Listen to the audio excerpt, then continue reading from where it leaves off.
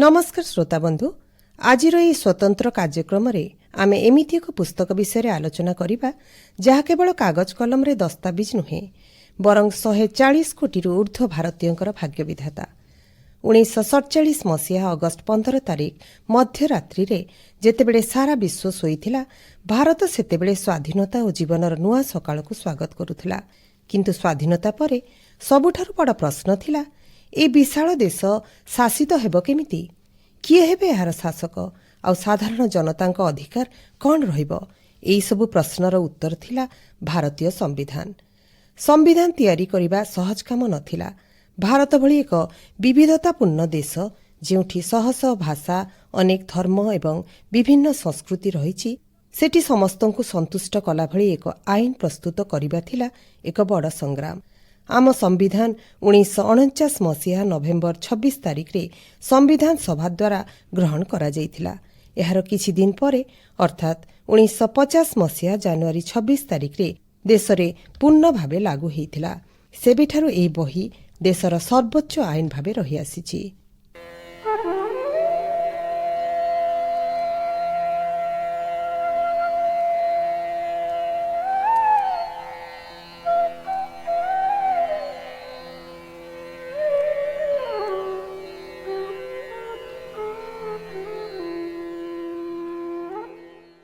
Cabinet mission योजना अनुसार 1946 मसीह संविधान सभा गठित है। एथिरे समुदाय 399 जन सदस्य थिले। एमाने भारतर विभिन्न प्रांतरू प्रतिनिधित्व करुथिले। डिसेम्बर 9 तारिख 1946 मसीह संविधान सभार प्रथम बैठक बसिथिला। प्रथमे डॉक्टर सच्चिदानंद सिन्हा अस्थायी सभापति होइथिले। परे डॉक्टर राजेंद्र प्रसाद स्थायी सभापति भावे निर्वाचित हेले। संविधान असल रूपरेख तैयारी करिबा पई 1947 मसीहा अगस्ट 29 तारिख रे ड्राफ्टिंग कमिटी बा चिठा कमिटी गठन करा जायतिला। डॉक्टर भीमराव आंबेडकर एही कमिटीर अध्यक्ष थिले। तांकर प्रखर पांडित्य एवं सामाजिक न्याय प्रति दूरदृष्टि आम संविधान को एक मानवीय रूप देला।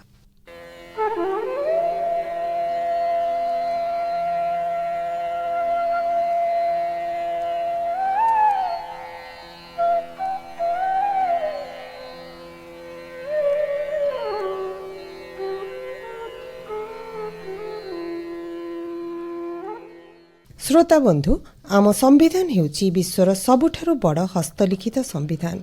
एहाकु प्रेम बिहारी नारायण रायजादा निज हातरे लिखिथिले।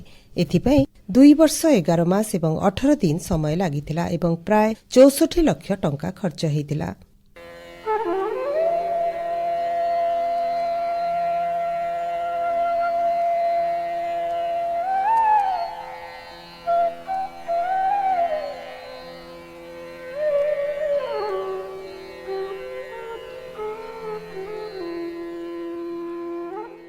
संविधान आरंभ हुए एक पवित्र शपथरू जहाकू आमे कहू प्रस्तावना बा प्रिएम्बल। एथिरे 4टी उद्देश्य को गुरुत्व दिया जाइछि। सार्वभौमत्व, भारत निज निष्पत्ति नेबाकू स्वाधीन, कोनोसी बाह्य शक्तिर चापरे नुहे, समाजवादी, देशर संपत्ति और सुजोग समस्तंक पई समान हेबा, धर्मनिरपेक्ष, राष्ट्रर कोनोसी निजस्व धर्म नाही, सबु धर्म समान, गणतांत्रिक, एठारे जनता ही सर्वशक्तिमान। भारतीय संविधान तृतीय भाग हेउची सबुठारु गुरुत्वपूर्ण। एहाकू माग्ना कार्टा कहाଯାଏ। एठारे नागरिकों को 6टी मौलिक अधिकार दिया जाइछि। समानता अधिकार, एहार अर्थ आईन आगरे समस्ते समान। स्वाधीनता अधिकार, मत प्रकाश करिबा और भ्रमण करिबार स्वाधीनता। शोषण विरोधी अधिकार, शिशु श्रमिक और मनीष चालान विरोध रे स्वर। धर्मगत स्वाधीनता अर्थात निज धर्म पालन करिबार अधिकार। सांस्कृतिक और शिक्षागत अधिकार अर्थात संख्यालघुंक सुरक्षा।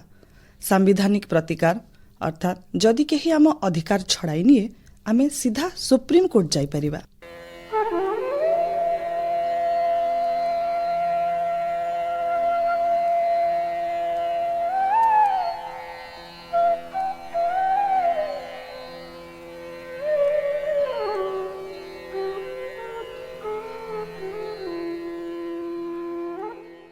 हेले श्रोता बंधु अधिकार सहित कर्तव्य मध्य जड़ित।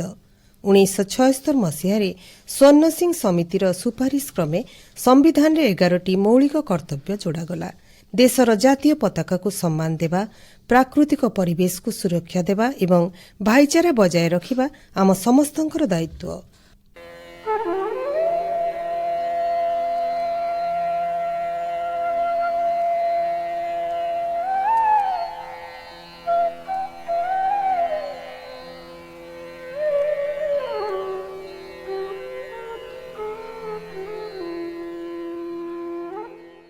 ଆମ ସମ୍ବିଧାନର ଢାଞ୍ଚା ହେଉଛି ଫେଡେରାଲ ବା ସଂଘୀୟ। ଏହାର ଅର୍ଥ ହେଉଛି ଶକ୍ତି ଗୋଟିଏ ଜାଗାରେ କେନ୍ଦ୍ରୀଭୂତ ନୁହେଁ। ସମ୍ବିଧାନରେ 3ଟି ସ୍ତମ୍ଭକୁ ଉଲ୍ଲେଖ କରାଯାଇଛି। ସେଗୁଡ଼ିକ ହେଲା ଲେଜିସ୍ଲେଚର ବା ବିଧାୟିକା, ଯିଏ ଆଇନ ତିଆରି କରେ ଅର୍ଥାତ୍ ଲୋକସଭା ଓ ରାଜ୍ୟସଭା। ସେହିପରି କାର୍ଯ୍ୟପାଳିକା, ଯିଏ ଆଇନକୁ କାର୍ଯ୍ୟକାରୀ କରେ, ଯାହାକୁ ଆମେ ସରକାର କହୁ।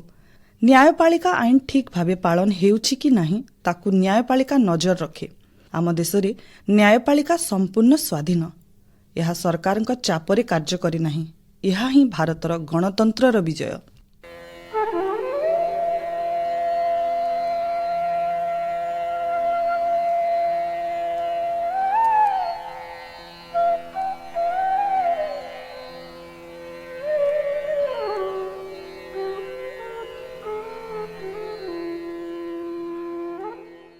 ବନ୍ଧୁଗଣ, ସମୟ ସହିତ ସବୁକିଛି ବଦଳୁଛି। 1950 ମସିହାରେ ଦୁନିଆ ଯେମିତି ଥିଲା 2026ରେ ସେମିତି ନାହିଁ। ତେଣୁ ଆମ ସମ୍ବିଧାନ ପ୍ରଣେତାମାନେ ଏହାକୁ ଜୀବନ୍ତ ରଖିବା ପାଇଁ ସଂଶୋଧନ ବା ଆମେଣ୍ଡମେଣ୍ଟସ୍ ବ୍ୟବସ୍ଥା ରଖିଛନ୍ତି। ଆଜି ପର୍ଯ୍ୟନ୍ତ 106ଟି ସଂଶୋଧନ କରାଯାଇ ସମ୍ବିଧାନକୁ ସମୟ ଉପଯୋଗୀ କରାଯାଇଛି। ଶେଷରେ ଏତିକି କହିବି, ସମ୍ବିଧାନ କେବଳ କୋର୍ଟ କଚେରୀ ପାଇଁ ନୁହେଁ, ଏହା ଆମର ଜୀବନଶୈଳୀ। ଏହା ଆମକୁ ସମାନତା ଶିଖାଏ, ଆମକୁ ଗର୍ବର ସହ ମୁଣ୍ଡ ଟେକି ଚାଲିବାକୁ ସାହସ ଦିଏ। ଆସନ୍ତୁ ଆଜି ଶପଥ ନେବା, ଆମେ ସମ୍ବିଧାନକୁ ପଢ଼ିବା, ବୁଝିବା ଏବଂ ଏହାର ସୁରକ୍ଷା କରିବା। ଆଜିର ଆମର ସମ୍ବିଧାନ, ଆମ ସ୍ୱାଭିମାନ କାର୍ଯ୍ୟକ୍ରମ ଏଇଠି ଶେଷ ହେଉଛି। ଜୟ ହିନ୍ଦ।